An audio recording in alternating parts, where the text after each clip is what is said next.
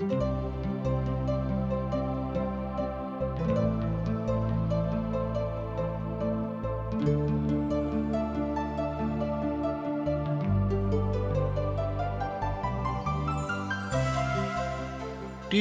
India के माध्यम से प्रस्तुत आशक इजोत में अहाँ सब लोगों के स्वागत कर रहल छी। यह कार्यक्रम सब लोगों के लेल अछि जे नाना प्रकार के बा तरह तरह के विपत्ति, उलझन आ अशांति में पड़ क सच्चा जीवन के ज्योति से भटक गेलहुँ अछि आ हुनक नहीं मालूम छनि कि जीवन के नीक ज्योति की अछि। जो देखू पवित्र शास्त्र बाइबल में जीवन के ज्योति के दर्शायल गेल अछि। कृपया क क देखू आ सुनू कि परमेश्वर कोना क क अहाँ सँ मार्गदर्शन करै छथिन। आशा के इजोत मैथिली कार्यक्रम में हम एक बेर और अहाँ के अभिनंदन प्रभु यीशु मसीह के मीठ आ पवित्र नाम से कह रहल छी। हमर श्रोता मित्र, हमर भाई बहन, हम एहि बातक बड़ विश्वास राखैत छी कि प्रभु अहाँ से प्रेम राखैत छथि। जहन प्रभु अहाँ से प्रेम राखैत छथिन तऽ मनुष्य जाति से डेराय के कोनो आवश्यकता नहीं थिक। आजुक दिन हमरा सब न्यायक पोथी तकर 12 अध्याय आ 13 अध्याय के अध्ययन करबाक लेल उपस्थित भेलहुँ हैं। हमरा सब प्रभु के महिमा में जे पवित्र पोथी के क्रमबद्ध अध्ययन कर रहल छी, एहिमे आजुक दिन हमरा सब न्यायक पोथी के अध्ययन कर रहलहुँ हैं। इप्ता आर ए प्रेमी तहन ए प्रेमी पुरुष सब जौर भाका सोपानक जाकर इप्ता सँ बाजा लगलाहा। जहन अहाँ अम्मोनी सँ लड़ै त गेलहुँ हैं, तहन हमरा सभक चलबाक हेतु संगे कियाक नहीं बाजलहुँ हैं। हम अहाँके घर अहाँक समेते जरा देब। तहन एहि बातक एक बेर और अहाँ ध्यान दे के सुनियो कि तहन ए प्रेमी पुरुष सब जौर भाका सोपानक जाकर इप्ता सँ बाजा लगलाहा। जहन अहाँ सब अम्मोनी सँ लड़बाक लेल गेलहुँ हैं, तहन हमरा सभक चलबाक हेतु संगे कियाक नहीं लगलहुँ। हम अहाँके घर समेते जरा देब। हमर भाई बहन, एहिठाम हमरा सब एकटा ईर्ष्या कथा के देखै छी। कियाक तऽ हुनका सभक के मन में ई बात आबि गेलनि कि इप्ता स्वयं ओतऽ लड़बाक लेल चलि गेलाह आ हमरा सभक कियाक नहीं बजौलथि। हुनका सभक मन में एकटा ईर्ष्या के भावना आबि गेलनि।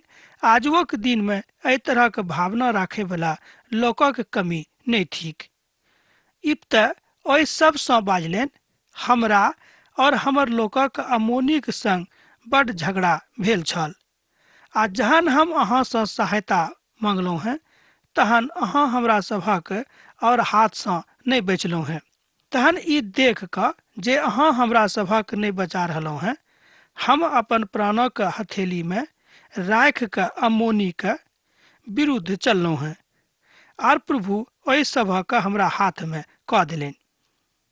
एहिठाम इप्ता बता रहल छथि कि अहाँ एहि नहीं बुझियो कि हम अहाँ सभक नहीं पुछलहुँ, कियाक तऽ जाय काल में अम्मोनी सभक संग लड़बाक लेल हमरा सब गेल छलहुँ हैं, ओहि काल में एहि तरह के परिस्थिति रहे कि हमरा सभक लग काल नहीं छल कि अहाँके जाके बताबिए कि अहूँ सब हमरा संगे सहायतार्थ चलू। तहन हमरा सब हुनका लेल एहि बातक बड़ाई जरूर अहाँ सबके करै छी कि अहाँ सब ई बात हमरा बाजि रहलहुँ हैं, मुदा ओहि काल में हमरा सभक लेल कोनो तरह के काल नहीं छल कि अहाँके बजाबी। तैं हम ओतऽ चलि कऽ हुनका सभक संगे लड़ाई आरंभ कऽ देने रहौं। एहि बातक लेल अहाँ दुखी नहीं होइब। एहिठाम हमरा सब इप्ता के एकटा नीक लोकक रूप में देखै छी। एकटा नीक न्यायिक स्वभाव हुनका में एहिठाम परिलक्षित होइत छनि। एहि बातक अहाँ न्यायक पोथी तकर 12 अध्याय 1 पद सँ लऽ कऽ 3 पद में देख सकलहुँ हैं। अध्याय 8:1 में हमरा सब देख चुकल छी जे ई सब गिदोनक सने लड़ाई क चुकल रहत, अर्थात झगड़ा। मुदा ए प्रेमी सब गिदोनक सहायता नहीं कयने छलखिन। ओ असगरे अपन सेना समेत मिद्यानी के पराजित कऽ देने छलखिन। ई मात्र एकटा ईर्ष्या के कारण रहे वा ईर्ष्या के कारण छल, जाय कारणे ओ ए बातक कहै छथिन। आजुओ के कलीसिया में एहि तरह के ईर्ष्या के बात हमरा लोकनि देखैत छी। कोनो काज जे प्रभु के भऽ रहल छनि, मान लियो जो ओहि काजक करे में एके लोक सक्षम छथि, तऽ अहाँ दोसर लोक के किया कोई बीच में पठाबैत छी। वा आनैके इच्छा राखैत छी। बहुत लोग जानि बुझि कऽ बीचमे आबैके कोशिश करैत छथि, किएक तऽ बुझैत छथि कि हमरा ई सब किएक नहि पुछलखिन। ई ईर्ष्याके एकटा पारिलक्षित वा ईर्ष्याके पराकाष्ठा अहाँ बाजि सकलहुँ हेँ। दुनू बात एहिठाम एके संगे पारिलक्षित होइत अछि। आजुक दिनचर्यामे अहाँ एहि बातक देखैत छी, लोक सब अपन वर्चस्व कायम करबाक लेल एक दोसर गोटेसँ लड़ैत रहैत छथि। फिलिपियो के पोथी तकर 2 अध्याय तकर 3 पदमे साधु पौल एहि तरहक भावनाके प्रकट करैत छथिन। इसराइलीके व्यवस्थामे अहाँ एहि बातक देखैत छी कि ईर्ष्याक स्थान प्रभुक लोगक बीचमे एको रत्ती नहि छनि। एक बादो लोग सब ईर्ष्यामे रहि कऽ अपने में एक दोसर गोटे के साथ लड़ाई झगड़ा करैत छथिन। इब्ता 6 बरख धरि एशियाली के न्याय करैत रहलाह आ तकरा बाद इब्ता गिलादी मरि गेला और हुनका गिलादक कोनो नगर में मठ देवल गेलनि। 7 पदमे हमरा लोकनि देखैत छी कि इब्ताक मृत्यु भऽ जाइत छनि आ गिलादक कोनो नगर में हुनका मठ देवल गेलनि। इब्ताक मृत्यु भेलाक बाद ओ महान 6 बरखक बाद विषय में हमरा लोकनि देखैत छी। हुनक मृत्यु तऽ भऽ गेलनि, मुदा इब्ता में एकटा नीक न्याय के गुण रहनि। एना तऽ हुनक जन्म कोना के भेल रहै तकरा विषय में हमरा लोकनि आरंभे में अध्ययन कऽ चुकल छी। तब हमरा लोकनि देखैत छी कि इसराइली के न्यायक श्रेणी में हिनको एकटा नीक न्याय के रूप में अहाँ बाजि सकलहुँ हैं आ परमेश्वर हिनकासँ महान काज सेहो करौलखिन। एहिठाम हमरा सब प्रशासक इबसान का सेहो देखैत छी आ अखन एहिके बादो ओ सब अपन बातक बता रहल छथि आ इब्ता के बाद जे 3 न्यायी भेलाह ओ निकम्मा छलाह आ हुनका में समस्त बातक ऊपर कमी रहनि। एकटा और न्यायिक हमरा लोकनि एहिठाम देखैत छी, हुनक नाम रहनि इबसान।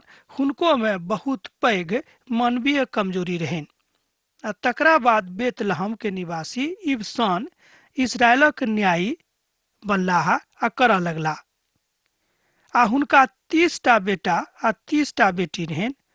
ओ अपन 30 बेटा के बाहर भगा कऽ वा एना कहियो दोसर ठाम लऽ जाकऽ हुनका सब बातों परिपूरित कऽ देने रहनि।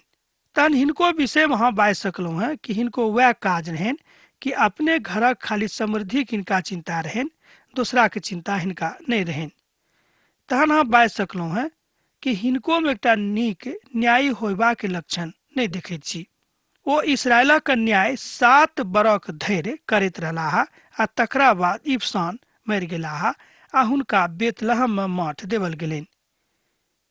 एहि बातक अहाँ 8 पद सँ लऽ कऽ 10 पद में देख सकैत छी।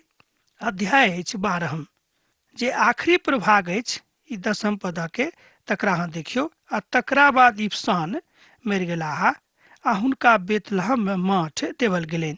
अर्थात एहिठाम हमरा लोकनि देखैत छी कि इबसान सेहो एकटा नीक न्यायिक रूप में प्रयुक्त नहि होइत छथि, अर्थात उपस्थित नहि होइत छथि, वा यहू से सोझ गप में जँ अहाँ बुझी तऽ उपस्थित नहि होइत छथि। ई न्यायी अर्थात इबसान बेतलहमक रहयवला छलाह आ बेतलहम यहूदा के नगरी रहैक जे दक्षिणी सिरा पर छल। इबसानक जिंदगी खाली अपन बेटा बेटी आर बहू के प्रयास में रह गेलनि, वा एना कहियो खाली अपने लोकक समृद्धि में ओ लागल छलाह। हमरो सब वा हमरो सभक मध्य में एहि तरहक लोकक देखैत छी। एहिठाम डॉक्टर मैगी कहैत छथि कि आजुक दिन में बहुत ठाम कलीसिया के अगुआ के हमरा लोकनि देखैत छी कि ओ मात्र अपने टा चिंता करैत छथि कि हम कोना के समृद्ध भऽ जाउँ आ कलीसिया के दोसर लोकक ओ देखै नहि छथिन। मुदा जतेक लोक कलीसिया में छथि ओ सब केओ परमेश्वर के अंग छथि, एहि बातक ओ बिसरा दैत छथिन। आजुक दिन में एहि तरहक व्यवस्था हमरा सब सीखैत छी जे नीक नहि अछि, किएक तऽ हमरा सब आजुक दिन में खाली स्वयं के समृद्धि के दिस ध्यान राखैत छी। तहन एहिठाम डॉक्टर मैगी कहैत छथि कि जँ अहाँके ऊपर एहि तरहक भावना खूब नीक सँ भरल अछि तऽ अहाँ परमेश्वरक नीक लोक नहि बनि सकलहुँ हैं। एलोन जे 11हम न्यायी छलाह, तकरा बाद जबूलिनी एलोन इसराइली के न्यायी करऽ लगलाह ओ इसराइलक न्याय 10 बरख धरि करैत छलखिन। तहन एलोन जबुलिनी मरि गेलाह और हुनका जबुलूनक देश में आयालोन में मठ देवल गेलनि। एहि बातक अहाँ 11 आ 12 पद में देख सकैत छी। जँ अहाँक लग पवित्र पोथी बाइबिल अछि तऽ हमरा संगे खोलि कऽ अहूँ पढ़ियौक। हम अहाँक लेल एहिठाम देखैत छी। तकरा बाद जबुलिनी एलोन इसराइली के न्याय करऽ लगलाह। ओ इसराइलक न्याय 10 बरख धरि करैत रहलाह। आ तहन एलोन जबुलिनी मरि गेलाह और हुनका जबुलूनक देश में आयालोन में मठ देवल गेलनि। यहू बरख में हमरा सब एलोनो के विषय में बात करैत छी जे एलोन बहुत नीक सँ अपन काज कयलथि, मुदा ओ सब अपन बातक ऊपर प्रकथान नहि करैत छथिन। एहिठाम हमरा लोकनि देखैत छी कि जतेक न्यायी सब इसराइल में नियुक्त होइत छथि हुनका में कोनो ने कोनो तरह के मानवीय कमजोरी भरल छनि, मुदा खाली दबोरा में एहि बातक कमी नहीं रहन बा रहबो करें तो बड़ कम रहन। एहिठाम हमरा सब देखैत छी कि एहि तरहक न्यायी कोनो एहन काज नहीं करैत छथि जाहिसँ अहाँ बाजि सकैत छी कि ओ सब परमेश्वरक लेल बहुत काज कयलथि। अब हमरा सब 12हम न्यायी के देखैत छी। 12हम न्यायी छलाह अबदोम। हुनका विषय में पवित्र पोथी सेहो बहुत किछु नहीं बाजैत अछि, मुदा हुनका विषय में बतायल गेल छैक। तहन एहि विषय में अहाँ एकटा बात आरो सीख सकैत छी कि भने ओ सब बहुत काज नहीं कयलथि, मुदा परमेश्वर हुनका चुनि कऽ न्यायी बनौने रहथि, तैं हुनका ई आदर भेटलनि जे हुनका सभक नाम पवित्र पोथी बाइबिल में अंकित छनि।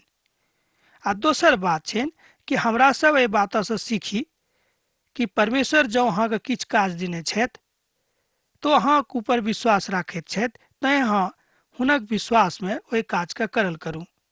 तकरा बाद हिल्लेलोक पुत पिरातूनी अबदोन इजराइलक न्याय करऽ लगलाह। हुनका 40 बेटा और 30 पोता भेलनि जे गदही के 70 टा नेन्हप के सवार भऽ कऽ जाइत रहथि। तहन हिल्लोलोक पुत पिरातूनी अबदोन मरि गेलाह और हुनका एप्रेमक देश में पिरातोन में जे अमोलेनी के पहाड़ी के देश में अछि मठ देवल गेलनि। एहिठाम हमरा लोकनि देखैत छी कि इहो न्यायी मात्र अपने घर के समृद्धि के फेरा में लागल छथि। तहन अहाँ बाजि सकलहुँ हँ कि जे काज अबदोम के भेटलनि ओ काजक अबदोम खूब नीक सँ नहीं करैत छथिन, अर्थात नीक सँ लागू नहीं करैत छथिन। हुनका मन में खाली अपन परिवारक प्रति चिंता रहनि। हुनका लग बहुत बेटा बेटी रहनि, पोता पोती रहनि। हुनके फेरा में ओ पूर्ण जिंदगी बिता देलखिन आ तकरा बाद ओ मरि गेलाह आ हुनका मठ देवल गेलनि। एहिठाम अहाँ बाजि सकलहुँ हँ कि अहाँ जन्म लेलहुँ आ किछु काज कऽ कऽ एहिठामसँ विदा भेलहुँ, अर्थात संसारसँ। बा एकेटा बात रहत कि अमुक तिथिके अहाँके जन्म भेल आ अमुक तिथिके अहाँके मृत्यु भऽ गेल। बस एतबेटा बात अहाँ बुझि सकैत छी। हमर भाई बहिन, परमेश्वर अपन न्याय में बड़ पक्का छथि, तैं अहाँ बाजि सकलहुँ हँ कि परमेश्वरके छोड़ि कऽ आर दोसर केओ अहाँक संगे नहीं रहि सकैत छथि। हुनका छोड़ि कऽ आर दोसर केओ एहि तरहक बात सेहो नहीं बाजि सकैत छथि कि हम अहाँके छोड़ा सकैत छी। हमरा बड़ जल्दी जल्दी एहि तीनों न्याय के विषय में देखलहुँ हैं, कारणे ओ सब कोनो विशेष काज नहीं कयने छलाह। मुदा एना बातचीत जे ओ तीनों न्यायी कोनो एहन क्रियाक्रम वा एहन कार्यकलाप वा कोनो एहन सिद्धि के काज नहीं कयलथि जिनका हमरा लोकनि सकारात्मक रूप में लऽ सकैत छी। डॉक्टर मैगी कहैत छथि कि हम जहन एहि तीनों न्याय के विषय में पढ़ैत छी तऽ हम प्रभुके धन्यवाद दैत छियनि कि प्रभु कतेक दयालु छथि कि हिनका सभक नाम पवित्र पोथी बाइबिल में अंकित भेल छनि। तहन एहि बात से प्रभु परमेश्वर सेहो हमरा सभक चेताबैत छथि कि एहि तरहक अहाँ दास नहीं बनू जाहिसँ परमेश्वरक तकलीफ होइक। हमर भाई बहिन, एहन कोनो काज नहीं करब जाहिसँ प्रभुके तकलीफ होइक।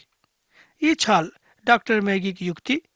अब हमरा सब आगू के 13 अध्याय में देखैत छी एकटा और न्यायी का जे इसराइलक एकटा महान न्याय के रूप में उपस्थित होइत छथि, मुदा हुनको में किछु मानवीय कमजोरी रहनि से बात जरूरी रही। जेना हम आरंभे में न्यायों पोथी के आरंभे में अहाँके बाजि देने छलहुँ हेँ कि एहि पोथी में 13टा कुल मिला के न्यायी छैक आ 13 न्यायी में कोनो ने कोनो तरह के मानवीय कमजोरी छनि। एहिठाम हमरा लोकनि देखैत छी कि अध्याय 13 के आरंभ सिमसोनक जन्मक साथ होइत अछि आ इसराइली सब पुनः प्रभु के दृष्टि में बुरा कयलथि। तैं प्रभु हुनका सभक फलिस्तीनी के बस में 40 बरख धरि राखि देलखिन। न्यायक पोथी तकर 13 अध्याय तकर 1 पद में एहि बातक बतायल गेल छै। इसराइली सब अपन पापक कारणे एहिठाम प्रभु के महिमा से एक बेर पुनः खसैत छथि आ प्रभु से अलग भ जाइत छथि। एहि कारणे प्रभु के कोप हुनका सभक ऊपर भड़कलैक आर इसराइली सभक फलिस्तीनी के बस में क देलनि। हमर भाई बहिन, जौ हमरो सब परमेश्वरक दृष्टि में पाप करब आ नीक काज नहीं करब तब प्रभु हमरो सभक दुश्मनों के हाथ में द सकैत छथि। हमरा सब अनेरे जो परमेश्वरक काज के बिसराबैत छी त ई बात नीक नहीं अछि। कियाक तो एक महत्वपूर्ण न्यायी रहत। सिमसोन सेहो बाद में अपन चरित्रक विषय में देखैत छी कमजोर भ जाइत छथि, अर्थात हुनक चारित्रिक स्थिति बड़ कमजोर रहनि। एहि बातक सेहो पवित्र पोथी बाइबिल में बतायल गेल छैक आ हमरा सबके सावधान कयल गेल छै कि अहाँ अपन चरित्र के सम्हारि के राखू। जँ अहाँके चरित्र नीक नहीं रहत तऽ अहाँ भस्म भ जायब, अहाँ खत्म भ सकलहुँ हैं। दीनाक कुला के सोराबासी मानोह नामक एक मनुख छलाह, जिनक पत्नी बांझ रहली, तैं हुनका कोनो पुत नहीं रहनि। जोरह एकटा एहन नगर रहैक जे दान और यहूदा के कई मील पश्चिम और यरूशलेम के लग छलैक। मोनह आ हुनक पत्नी कोनो संतान नहीं रहनि, अर्थात हुनक पत्नी बांझ छली। एहि बातक हमरा लोकनि एहिठाम देखैत छी। तैं हुनका सँ सिमसोन नामक जन्म भेनाइ एकटा चमत्कार रहैक, बा चमत्कार कहल जाइत छलैक, बा आजुओ के दिन में एहि बातक एकटा चमत्कारक रूप में लोग देखैत छथिन। जेना ईसायाक यूसुफक जन्म भेनाइ आ बेन्यामीनक जन्म भेल रहनि, प्रभुक ओहो एकटा चमत्कार छल। एहि स्त्री के प्रभु के दूत दर्शन द क बाजलनि, सुनू, बांझ भेला के कारणे अहाँक लग धिया पुता नहीं अछि, मुदा अब अहाँ गर्भवती होयब और अहाँके पुत्रवती सेहो बनि जायब। स्वर्गदूत आबि क हुनका एहि बातक ज्ञान देलखिन कि अहाँ गर्भवती होयब और अहाँ पुत्रवती सेहो भ जायब। तैं अब सावधान रहब आ नहीं तऽ दाख मधु आ नहीं और कोनो तरहक वस्तु के भक्षण करब, कियाक तऽ अहाँ गर्भवती होयब और अहाँक बेटा उत्पन्न होइत। स्वर्गदूत आबि क ई बात हुनका बता देलनि। और अहाँक बेटा उत्पन्न होइत हुनका माथा पर छुरा नहीं फेरब, कियाक तऽ ओ जन्मे से परमेश्वरक नाजीर होइताह। इसराइली के फलिस्तीनी के हाथ से छोड़ेबाक लेल अपन हाथ लगौता। एहिठाम हमरा लोकनि देखैत छी कि सिमसोनक जन्म अद्भुत रीति से होइत अछि आ माय के पेटे से सिमसोन के पिता परमेश्वर अपन नाजीर बना क एहिठाम पठाबैत छथि। अहाँ एहि बातक एहि तरह बुझि सकलहुँ हैं को अपन प्रतिनिधि के रूप में हुनका एहिठाम पठा रहल छथिन। ऐसा पहिने कि सिमसोनक जन्म होइक प्रभु हुनका विषय में सबटा कथाक स्पष्ट क दैत छथिन। सिमसोन नासरथी छलाह आ प्रभुक लोक से हुनका संगे भ सकैत अछि, एहि बातक ज्ञान हुनक माय के जन्म होयबा से पहिनहिए भ गेलनि।